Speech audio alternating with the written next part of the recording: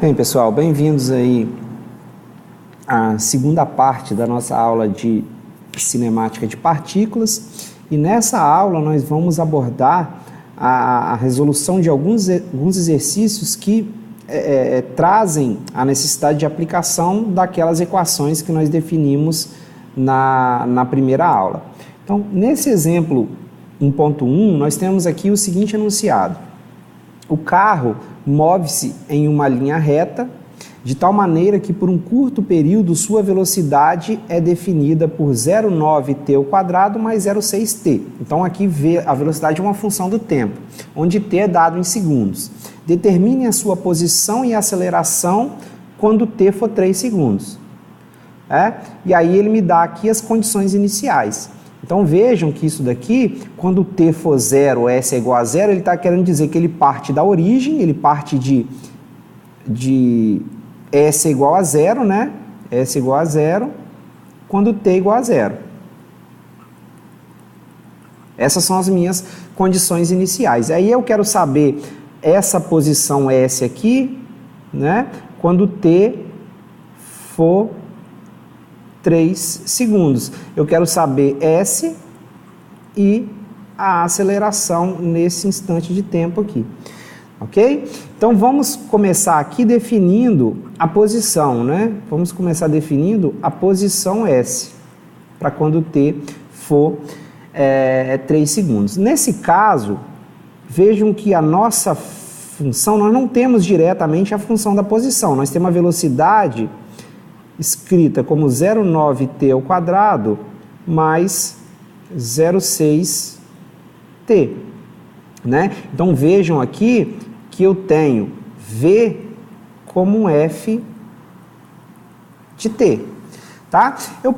Aí vamos aqui, ó. Eu posso usar, vamos a uma pergunta básica aqui. Eu posso usar, já que eu quero a posição para um tempo de t igual a 3 segundos, eu quero a posição como uma função do tempo. Eu poderia usar essa equação que nós definimos na aula anterior, né? Posição como função do tempo, né? A resposta, pessoal, é não, eu não poderia usar. Por quê? Eu não posso usar, porque essa equação ela foi estabelecida para uma condição onde a aceleração é constante. E aqui a aceleração não é constante, tá? Nós vamos ver aqui, depois na letra B, que a aceleração é uma função do tempo. Então, aqui eu não tenho uma equação pronta, né? Quando eu tenho aqui a minha função da velocidade, do deslocamento ou da aceleração como um f de t, eu não posso usar essas equações aqui que foram determinadas para A igual a uma constante. Eu vou ter que usar para a solução desse problema as próprias equações diferenciais. Como assim? Vejam que eu tenho V, mas eu quero S como f de t, eu quero a posição como uma função do tempo, mas eu sei que V é um ds dt. Então eu posso falar que ds dt é igual a 0,9t² mais 0,6t. E aí, multiplicando isso cruzado, né, essa equação diferencial, eu vou ter que ds é igual a 0,9t² mais 0,6t dt. Né? Então, eu posso aplicar aqui uma integral e aqui uma integral para cortar esses operadores diferenciais. E aí eu tenho já minhas condições de contorno, né? Porque aqui ele fala para quando t igual a 0, S é igual a 0. Então, ó, para t igual a 0, S é igual a 0. Para t igual a 3 segundos, eu quero a posição S. Essas são as minhas condições de contorno. Então, fazendo essa integral aqui, esse lado eu vou ter que a integral de ds é o próprio S, variando de 0 a S, que é o que eu quero definir, e a integral desse lado, vejam que é uma integral de polinômio. 0,9t² sobre 3 mais 0,6t² sobre 2. Tudo isso daqui variando de 0 a 3. Esse lado vai ser igual a S, né? Porque a hora que eu substituir o limite inferior é 0. E o outro lado da equação vai ficar 0,9, né? T, no lugar de T, eu vou substituir o limite superior, vezes 3 ao cubo sobre 2, mais um 0,6 vezes 3 ao quadrado sobre 2. Desculpem que aqui, pessoal, é sobre 3, né? Observando a equação lá. Aqui é sobre 3. Isso vai resultar numa posição final, né, numa posição para t igual a 3 de 10,8 metros. Tá ok? Então, essa é a posição para t igual a 3 segundos, né? A posição aqui, ó. Então, isso aqui já foi definido. E agora, nós vamos definir a aceleração, né? Deixa eu mudar de cor aqui. Nós vamos definir aqui a aceleração.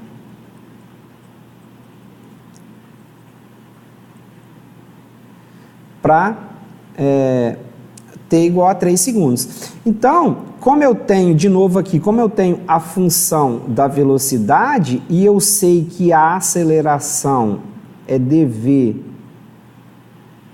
dt, isso quer dizer que a aceleração é a derivada primeira da velocidade em relação ao tempo. Então, basta derivar essa equação da velocidade, né? Derivar uma vez. Então, a derivada dessa equação é 2 vezes 0,9 t, né? Mais 0,6. Ou seja, isso vai ficar 1,8 t mais 0,6. E aí, definindo a aceleração para t igual a 3 segundos, nós vamos obter 1,8 vezes 3 mais 0,6, que vai resultar em uma aceleração de exatamente 6 metros por segundo ao quadrado. Ok? Então, eu tenho aqui definido também a aceleração, né, para t igual a 3 segundos. Então, percebam que eu não poderia aplicar essa equação. E por que que eu não poderia? Observem aqui que o meu A é um f de t, ou seja, o meu A não é constante. Então, essa equação não é válida para a solução desse problema. Ok? Então, um exemplo bem simples aí, vamos a um próximo exemplo. Nesse exemplo 1.2, nós temos aqui o seguinte enunciado. Uma partícula move-se ao longo de uma trajetória horizontal com uma velocidade que é igual a 2t menos 3, né? Aqui, nesse caso, v também um f de t, onde t é o tempo em segundos. Se ela está localizada inicialmente na origem, então, ó, uma condição inicial, determine a distância total percorrida. Então, ele quer a distância total percorrida em 4 segundos, a velocidade escalar média e a velocidade média da partícula durante o intervalo de tempo. Então, ele está pedindo aqui 3 dados, né? Distância total percorrida, velocidade escalar média e a velocidade média para quando t for 4 segundos. Aí, para isso, pessoal, só relembrando as fórmulas aqui, eu tenho que a velocidade, a distância total percorrida, né, a nossa variável st. A velocidade escalar média é a distância total percorrida pelo intervalo de tempo, ΔT.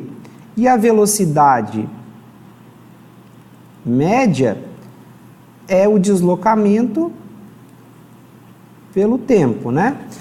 Então, eu preciso, percebam que em todos os casos eu preciso de definir a distância total percorrida e preciso de definir o deslocamento, tá? E aí, eu tenho aqui a função da velocidade. Vejam que, de novo, o problema não traz a função da posição, né? Ele traz uma função da velocidade aqui, que é 2t menos 3, ok? E aí eu preciso de definir a função da posição. E aí nós já sabemos o seguinte, que eu posso falar aqui que ds dt, tá? É igual a 2t menos 3, porque eu sei que a velocidade é a derivada da posição. Então, eu vou obter aqui que ds é igual a 2t menos 3 dt. Integrando isso daqui, eu vou obter, eu tenho lá que ela parte da origem, né? Ou desculpem, ela parte da origem, né? O próprio problema diz aqui que parte inicialmente da origem, então S igual a 0 para T igual a 0, né? E aí, para um instante de tempo T qualquer, qual vai ser a posição S dessa partícula? Por que eu não coloquei o 4 aqui? Porque eu trouxe esse problema justamente para mostrar isso, porque para a gente calcular o deslocamento total, eu preciso de conhecer como que esse movimento ocorre, ou seja, qual é a geometria desse movimento, tá? Então eu vou estabelecer aqui, né, nós precisamos estabelecer aqui a função de S. Então veja que essa integral vai resultar em S é igual a 2t ao quadrado sobre 2 mais 3t. Né? Então, eu corto aqui, S vai ser t ao quadrado mais 3t. E aí, percebam o seguinte, pessoal, que S é uma função quadrática. Né? S é uma função quadrática com a parábola, né? Tendo aqui uma parábola com concavidade para cima, porque o A aqui é positivo. Então, para fazer o estudo da geometria desse movimento, nós vamos descrever aqui, vamos fazer aqui um gráfico, tá? Vamos fazer aqui um gráfico. Na verdade, nós vamos usar dois gráficos, mas primeiro vamos analisar esse aqui, ok? Aqui, nesse gráfico, nós vamos descrever o seguinte. Nós vamos descrever essa daqui, origem. Isso daqui vai ser o nosso S em metro. E aqui vai ser o T, o tempo em segundos. Então, a nossa partícula, ela parte daqui. Ela parte da origem, como o próprio problema já diz. Ela parte da origem. Como ela é uma função quadrática, nós podemos imaginar o seguinte, olha, ela vai tocar, né? A posição dela vai ser 0 em 2 pontos. Então, ela é 0 em t igual a 0, mas ela é 0 em outro ponto. Por quê? Porque nós podemos pegar aqui o seguinte, vamos resolver essa equação aqui e determinar quais os instantes de tempo quando S for 0.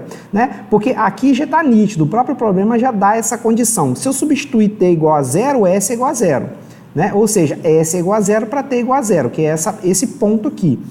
Mas a gente pode fazer aqui o seguinte, ó, falar que t ao quadrado mais 3t é igual a 0. Ou seja, eu quero estabelecer para quais instantes de tempo S é igual a 0. Então, eu simplesmente igualei isso aqui a 0, né? O S é igual a 0. Então, resolvendo essa equação de segundo grau incompleta, eu posso colocar aqui o t em evidências e escrever t mais 3 igual a 0. Aí, igualar cada uma das partes a 0. Então, eu vou ter que t igual a 0, que é a primeira condição que eu já tenho, e t aqui, pessoal, tem um erro, né? Agora que eu vi que ia dar negativo, mas é porque aqui é menos, né? O livro não ia trazer esse problema errado. Então tá aqui, ó, aqui é menos, tá? Eu coloquei um mais aqui por engano. Então deixa eu mudar aqui.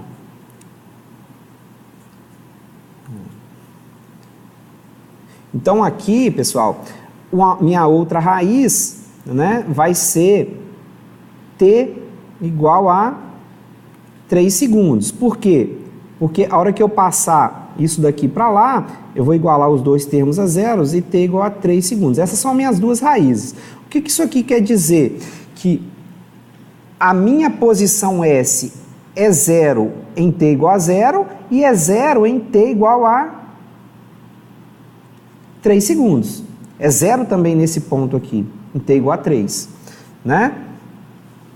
Aí, o que eu preciso conhecer agora? Eu preciso conhecer a geometria, eu preciso descrever a geometria desse movimento. E para isso, o que nós podemos fazer aqui? Olha, já que isso é uma função do segundo grau, né? Já que isso daqui é uma função do segundo grau e a nossa parábola tem concavidade para baixo, eu preciso de definir esse ponto de mínimo aqui. Esse ponto de mínimo, e aí é o próprio conceito de derivada, né? Eu posso pegar aqui, fazer a derivada da posição em relação ao tempo e igualar a zero, né? Ou seja, eu posso derivar isso aqui e igualar a zero, que eu defino esse ponto de mínimo. Então, eu tenho essa derivada aqui, vai ficar 2t menos 3 igual a zero. Ou seja, o ponto de mínimo ocorre em t igual a 3 sobre 2, que é igual a 1,5 segundos. Opa, então eu tenho aqui um ponto, né, em t igual a 1,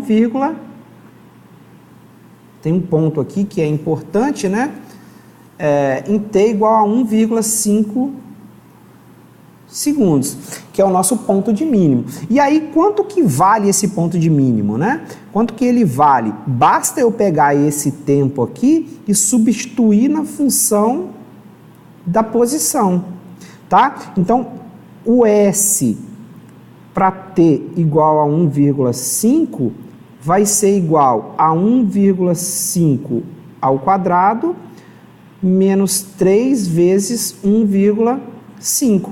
Isso daqui vai resultar num valor de menos 2,25 metros.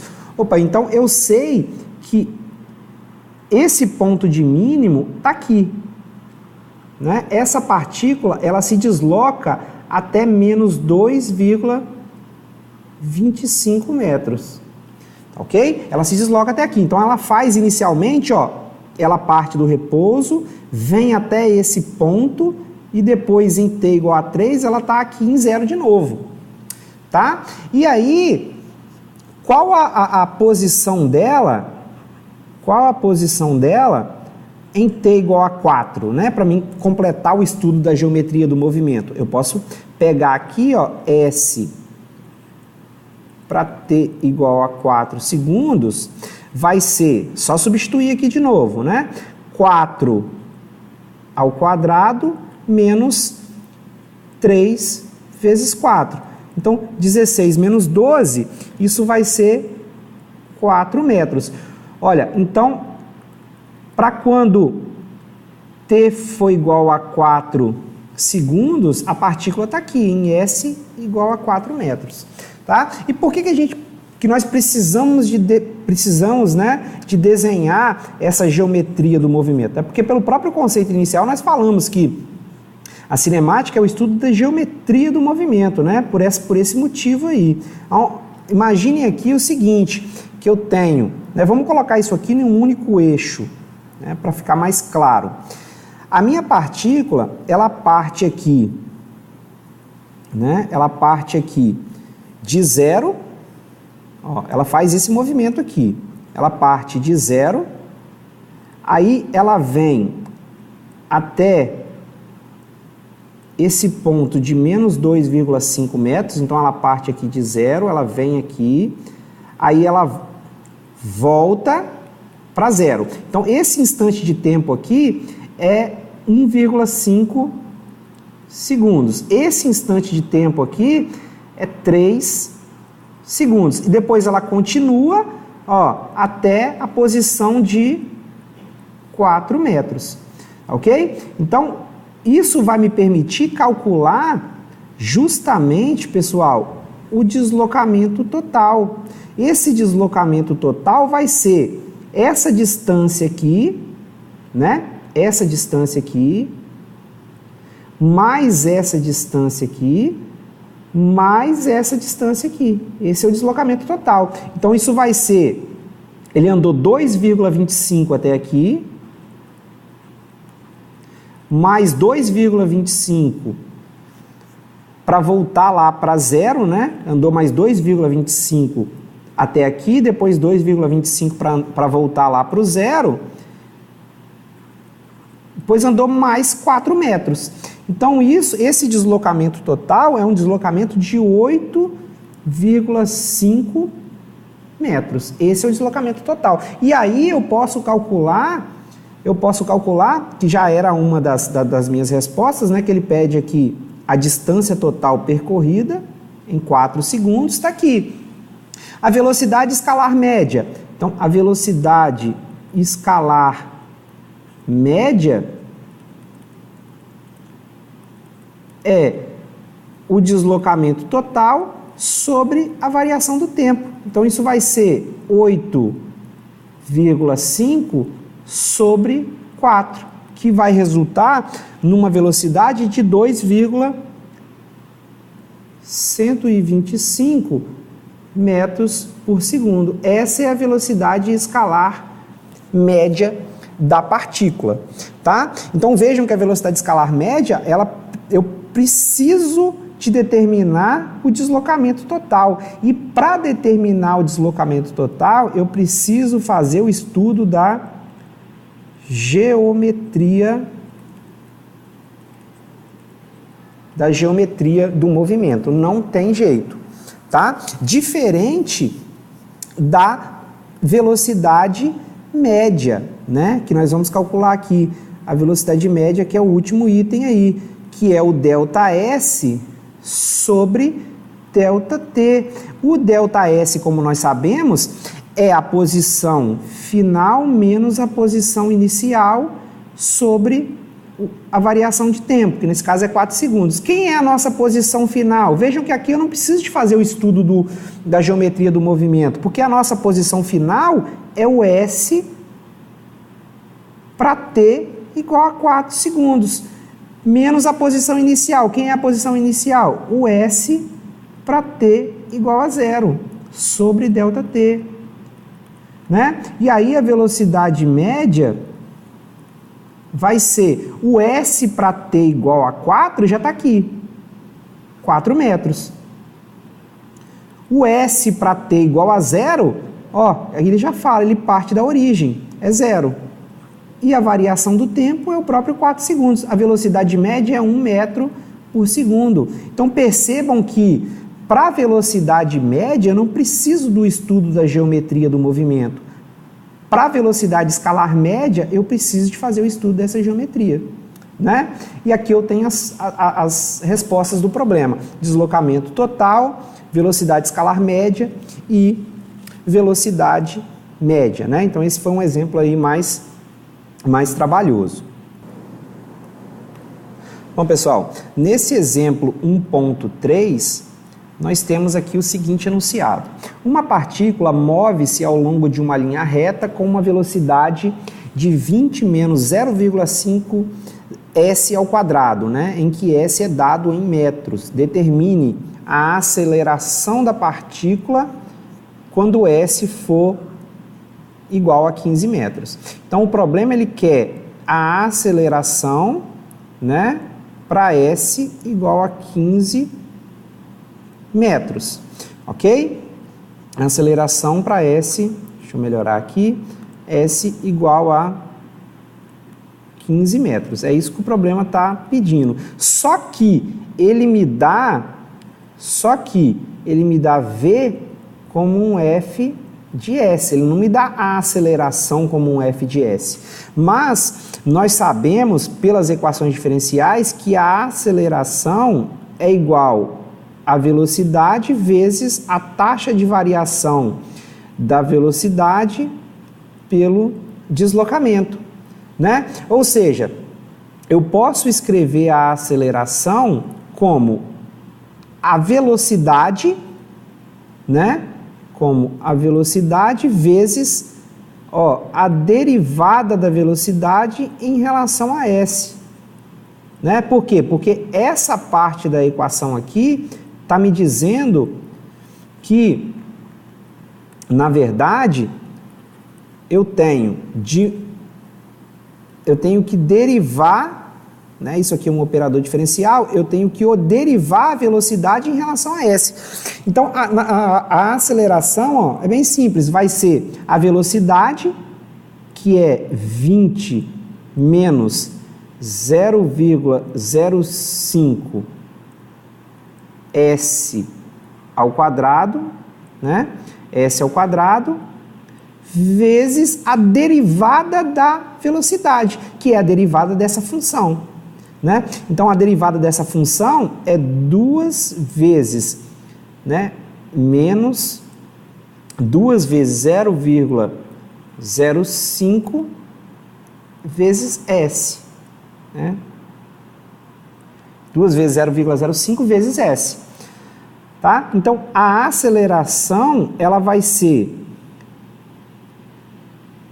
20 menos 0,05 s ao quadrado vezes menos 0,1 s, tá? Então, substituindo aqui agora a aceleração para s igual a 15 metros, eu vou ter 20 menos 0,05 vezes 15 ao quadrado vezes menos 0,1 vezes 15. Isso resulta numa aceleração de menos 13,1 metro por segundo ao quadrado. Na verdade, uma desaceleração, né? Eu tenho um movimento agora que está sendo desacelerado, ou seja, a velocidade da partícula nesse ponto aqui, S igual a 15 metros, está sendo reduzida, né, a uma taxa de 13,1 metro por segundo ao quadrado. Então, veja que aqui nós usamos, tá, mais uma vez, uma equação diferencial para resolver o problema. Então, percebam que a gente sempre tem que pegar a equação que descreve o movimento e analisar se ela é um f de t, se ela é um f de s, para selecionar a equação diferencial adequada, né? Então, vejam que aqui nós temos v como f de s, usamos a como uma função de s, né? Então, foi o que eu falei na primeira aula lá. Então, existe uma necessidade de interpretação do problema, tá? Essa é a grande dificuldade que os alunos sentem no estudo da dinâmica. Bem, agora vamos aqui ao último exercício dessa parte da disciplina. Nesse exemplo 1.4, nós temos aqui o seguinte enunciado. Durante um teste, um foguete move-se para cima a 75 metros por segundo. E quando ele está a 40 metros do solo, seu motor falha. Determine a altura máxima SB alcançada pelo foguete e sua velocidade imediatamente antes de bater no solo. Enquanto o movimento, o foguete está sujeito a uma aceleração para baixo constante de 9,81 metros por segundo ao quadrado devido à gravidade. E despreze o efeito da resistência do ar. Então, ele está me dando como dado que a aceleração é constante, né? Aqui a aceleração é constante e vale menos 9,81 metros por segundo ao quadrado. Já que a velocidade é constante, que a aceleração é constante, eu tenho 3 equações possíveis para analisar esse movimento, né? Vamos relembrar, V é igual a V0 mais AT, S igual a S0 mais V0T mais meio AT ao quadrado, e V ao quadrado igual a V0 ao quadrado mais 2A, né, mais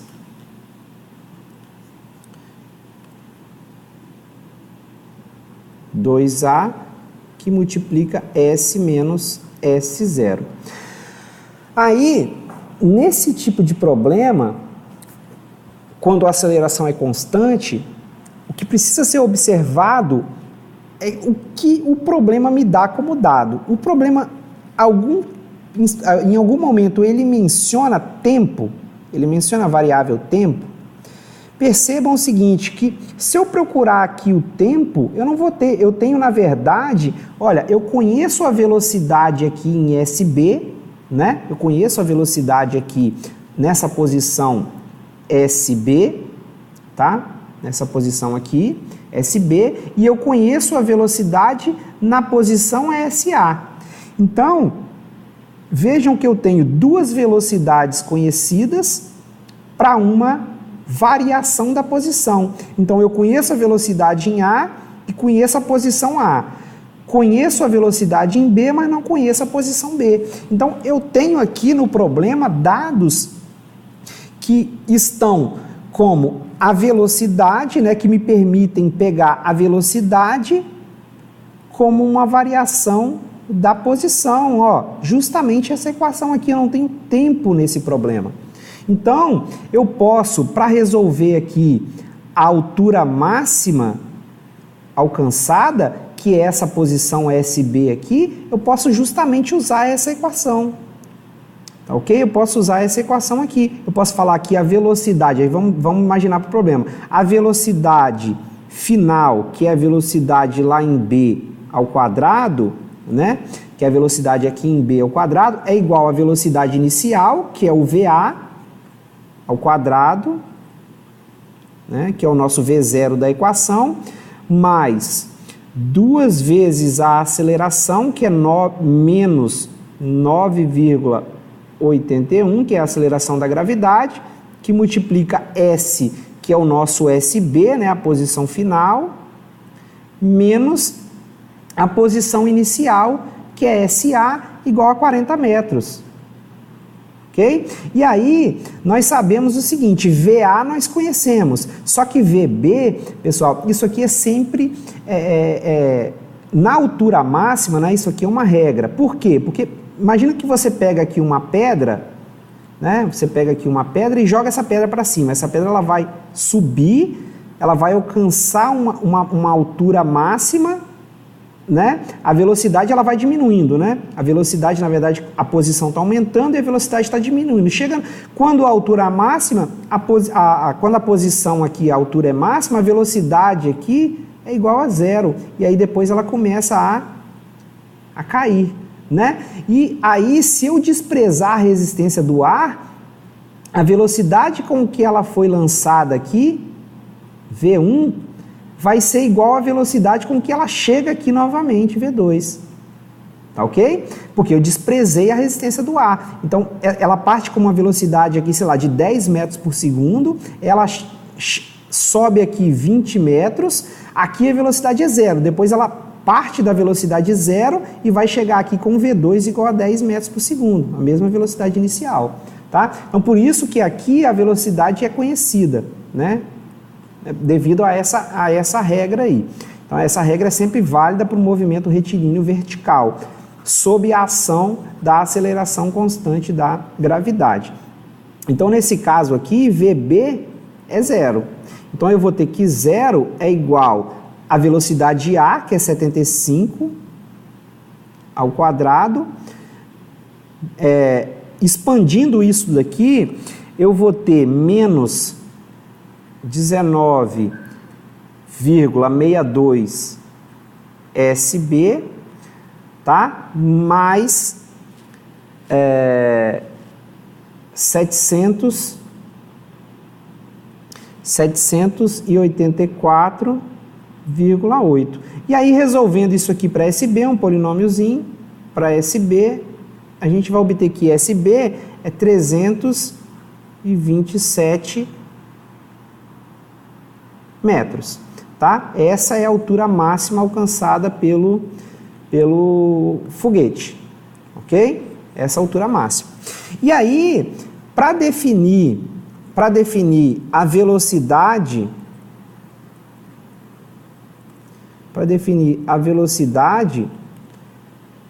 em zero, né? No ponto C, ou seja, no ponto C, imediatamente antes dele tocar no solo aqui, imediatamente antes dessa colisão, eu posso pegar novamente, ó, vejam que de novo eu conheço a velocidade aqui, é zero, e aqui eu quero saber a velocidade, ó, eu não sei, só que eu conheço esse deslocamento, eu conheço esse deslocamento ΔS. Então, de novo, eu tenho uma variação da velocidade em função da variação de deslocamento. Vou usar a mesma equação, só que agora a minha velocidade final vai ser VC, que é aqui embaixo. Então, VC ao quadrado é igual à velocidade inicial lá em cima, VB ao quadrado, que é zero, mais 2A, que multiplica S menos S0. Opa, desculpem. Aqui, vamos colocar de acordo com o problema, né? A posição final é o SC e a posição inicial é o SB, tá? Então, VC ao quadrado é igual a 2 vezes menos 9,81, que multiplica SC, que é zero, né? SC aqui é zero, porque vai estar aqui imediatamente antes de tocar o solo, menos o SB que nós definimos lá, que é 327. Então, vou multiplicar isso aqui e tirar a raiz, VC vai resultar em 80,1 metros. Observem que a hora que a gente tirar a raiz vai ficar mais ou menos 80,1 metros. E isso daqui é justamente a raiz negativa, tá? Por que eu vou usar a raiz negativa aqui? Porque indica que a velocidade é para baixo. Tá ok? Então, o exemplo aqui, nesse exemplo, ao contrário dos demais, eu tenho uma condição de aceleração constante. Aí eu pude usar as nossas equações aqui, ó, as nossas equações prontas aqui. Escolhi uma delas de acordo com os dados que eu tinha no problema. Bom, então finalizamos aí essa segunda parte da aula e numa próxima aula abordaremos o conceito de cinemática retilínea do movimento irregular. Bons estudos aí a todos vocês.